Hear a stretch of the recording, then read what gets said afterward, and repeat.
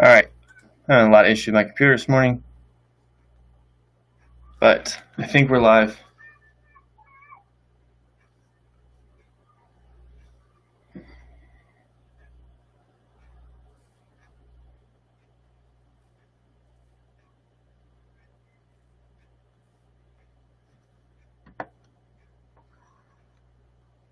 Alright, it's Friday. We, I think, are live. I'm hoping, can somebody on Facebook or YouTube let me know if it's working? For some reason, my computer's giving me all kinds of craziness this morning, so I'm trying to find out if that is working. It doesn't sound right. Like, I don't. That's what happens when you try something. Olivia, you're on YouTube. Is the audio on? Is it working? Does it sound okay? I'm confused with what my computer's doing. So any help would be appreciated.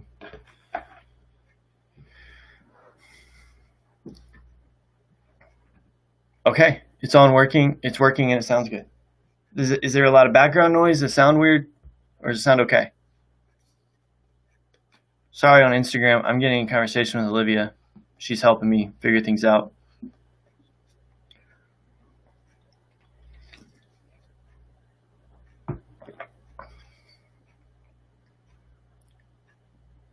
It sounds good. So we're going to go with it then. All right, we're here. 110 at 10:15. Hey, we're going to get this. All right. Look, I want to show you guys something. Brand new planner, wrapped up. It's gonna get opened today. This is gonna get opened, and there's gonna be some planning done.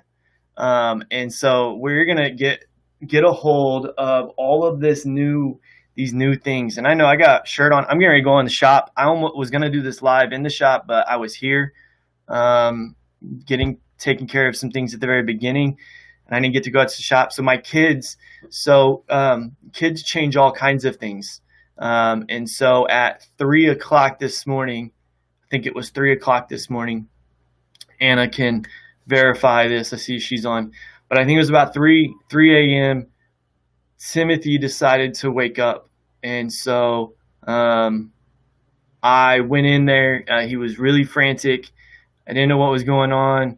We had tried something new with turning his projector. He's got like these little pictures that go on the screen. Ask Anna about those. They're hilarious. But these projectors that are on the screen and they shoot on the ceiling and stuff. But we had thought maybe that was keeping him awake, or, if he'd wake up and he'd see the bright light, he's going to sleep with it. But so we decided to turn it off. And I think that freaked him out last night when he woke up and it was kind of pitch black in his room. So anyway, I get in there and I'm holding him and I'm trying to get him back to bed. He doesn't want to go back to bed. He wants me to hold him. And so right now he has a futon mattress, my old futon mattress, laying on his floor in front of his bed. It's to keep him in his crib. Long story. But he climbs out. And so I was like, all right, you want me to lay with you? And he was like, yeah. So I lay with him. I hold him for a little bit. And then he tells me he wants to go to bed. So I put him in bed and I go back to my bed thinking I'm going to get some sleep. And he starts crying again. So I get back up. And I realized today this is going to be an interesting night. So long story short, I sleep with Timothy almost all night. There's a couple times in between 3 and 6:30 or 7 whenever I woke up this morning, that there's a couple times that he'd wake me up and he'd want to go into bed, but then he wanted to hold my hand, so I couldn't leave. So I'm laying on the futon mattress. He's sleeping in his crib, and my hand's like in the bed. He got some sleep, really good sleep. I got some sleep eventually. So things happen, things change, and so I was at work a little bit later and didn't get out to the shop the way I wanted to. That's why I'm in here now. So now you're up to date. I love it. I will never change those opportunities to hang out with the kids. Susie is already to the point where she doesn't do those most often. Most of the time, there'd be sometimes where she jumps in bed, but that's about it. So I miss them. And I'm cool with doing it as long as they will let me to. So Anyway, our challenge today. Now, I have something that I do want to ask and kind of bring up. Now, part of this, right now, I think it's mostly Hulk Best that's on here. So, Hulk Best, don't take any offense to this. But I know we're sometimes joined by Laura. We're sometimes joined by Renee and Kathy. And some of these guys go on and watch them later, and that's good too. So my question is this, and I was speaking to Jacob Whitney this morning, and obviously he's moving on to college. He's getting ready to head up there, and I was just discussing with him. There's been some decent excitement about these daily devotionals. I love doing them. There's been times where I've thought, man, is it really doing anything? Do you guys enjoy them? But then I miss a day, or I don't get on, and you get told right away, like, hey, no, this is something important. So, hey, Chris, thanks for joining us. I don't know if I said it. Thank you, Belle, for joining us this morning. But RT, Pastor RT, he decided to do a few devotions and put them on the church page, and they were well received. There's a lot of people that liked watching them and listening to them and everything else. I'd like to take credit, for him doing that. But, it's not about credit. So I think he probably had the idea before. I think he's done it before. We just got used to it, right? Here at 110, this is what we do. We're a little ahead of the curve, I think. The youth group is, because we're, pretty much the best. So that's been done. All that being said is I've been thinking and been praying a lot about it. Oh, we have Caitlin and Christy on Facebook. I've been thinking a lot about this, and I think what I want to try is next week on a trial basis, purely on a trial basis, I am going to push these videos to the church members page and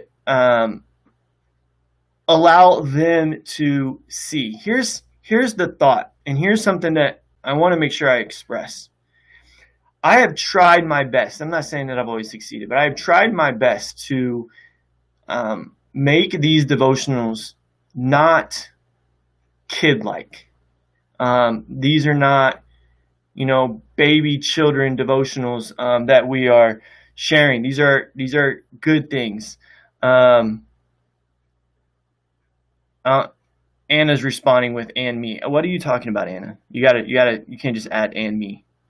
But there, I try intentionally to challenge, to push, to give you, a true regular devotion. It's not, like I said, it's not just a kid devotion focused on kids. This is a devotion that everybody could get something out of, and I intentionally have done that because I wanted to try to not only stretch you. Like, we started this, right? And this was the whole process, was that I was going to show you what it was like to do a devotion like that I did. So these were just the devotions that I did in the morning. I wanted to share them with you and enjoy that time with you. And so it's not been something that, oh, you're here. I said hi. I didn't count you as an adult. Like, I wouldn't say Chris, because you guys are part of youth. I guess Laura is too. So she doesn't. So James and, Hawkbest and Renee and Kathy, they're just jumping in on this. So anyway, I divulge. I say this to say this. I say that to say this, is that I have intentionally given you or tried to give you devotions that are very beneficial and very and not dumbed down, not watered down, not anything like that. And because of that, there has been some interest from some people on the outside. They have been excited. I would like, and again, what I want to try to do is next week I want to try this on this trial basis. I want to open up this window for the adults in our church to see the type of materials and the type of things that our youth is getting. This is nothing to do with me. This is opening the door to show them what you guys are getting, to see how you guys are being challenged, to know what the ministry is doing. And so with that, I think that there can be some really good challenges for them too. I don't think, obviously, this is my challenge. This is my devotional. I'm sharing with you guys. And so I think that they could benefit too. I don't want to ever, we're not going to change the name. We're not going to change anything about this to take away from the youth group. And that's not the intention. That's why I've never said that other people couldn't join, is because we don't have what I would call as a closed youth group where we're behind closed doors. No one ever knows what's going on. I've always wanted to maintain a very open community type youth group where people can see and they can invest and they can pay attention with. And as part of the aspect is this too. I think it's very beneficial for you as youth to see adults getting excited and adults getting interested in things, because when the people that you look up to, whether you admit it or not, but when the people you look up to enjoy things and get excited about things and pay attention to things, you pay attention to them even more. And so I think this could be very beneficial. This is not, we don't have a lot of discussion during this time. During these devotionals, it is mostly just me sharing. Obviously, we have conversation and we say hi and we have that community aspect, and that should obviously continue. You won't have to change what channel you go to. It's just that we might have some more people hearing about the things that we're doing. So I want to try that next week, and then I told Jacob, kind of the same thing. I wanted to reach out to you guys to make sure before I started today, and I'm going to get going. So your time is precious, but I want to let you know that if for some reason you do not think, or you think that there could be an issue with this, please reach out and let me know and tell me that, your thoughts on it, because I want to hear. It will always be live, Hawkbest. Yes. I will always do it live. I'm just going to do it where I can push this same exact video. Right now, we push it to Instagram, 110 YouTube, and 110 Facebook. And all we are going to do is add Villa Facebook. So we're going to add that to the opportunity for people to watch it. And again, their conversations, if they have conversations, I will be able to see them. And again, kind of like we do now, where Christy and Caitlin are on Facebook. They can't see Olivia and Belle's conversations, but I mention them. I talk about them. I say it so everybody can know. Caitlin and Christy can both know, hey, they're on YouTube. They're here with us. I always mention the Instagram people. Right now, I know we have Holy, we have James, we got Hawkbest, we got Anna. And so, I try to share those comments and have those conversations. We're going to still do the exact same. So yes, there might be some more comments on the side where I would show them and say, hey, but again, when Christy can still get on here and say, hi, Caitlin, on the Facebook youth group page, nothing of that is going to change. And it's always going to be the same, because I don't want to add or change anything for our youth group. I just want to be able to add something and maybe make it available for the church. So anyway, that being said, if you have questions about it, contact me, let me know. I want to get into Ephesians chapter 1. Ephesians chapter 1. I think this is very vital. If you haven't, there's a Toby Mac song. Somebody needs to know the name of it. I don't know the name of it. But there's a Toby Mac song where the music video is about these glasses. I think it's the glasses, and they put it on and they see things differently than what's out there. Somebody tell me the name of that, because that music video was what was in my head when I was reading this scripture, and I didn't get to look up the video because I was trying to get live. So, but whatever Toby Mac song that is, first person that pops it up there, you're going to get a thumbs up. Anyway, Ephesians chapter 1, verse starting in 16. Ephesians 1:16 says, I do not cease to give thanks for you, remembering you in my prayers, that the God of our Lord Jesus Christ, the Father of glory, may give you the spirit of wisdom and of revelation in the knowledge of him, having the eyes of your hearts enlightened. This is what I want to, verse 18. Having the eyes of your hearts enlightened, that you may know what is the hope to which he has called you. What are the riches of his glorious inheritance in the saints? This idea of our eyes being enlightened is what I want to look at talked about this morning. I feel that in our culture and in our world, and sometimes even in our Christian community, we downplay, we push back on people who see God moving, who see God doing the things that God is doing. And I think the prayer here, what Paul is saying, and obviously the prayer for you, or the challenge for us, is to have our eyes enlightened to see what God is doing.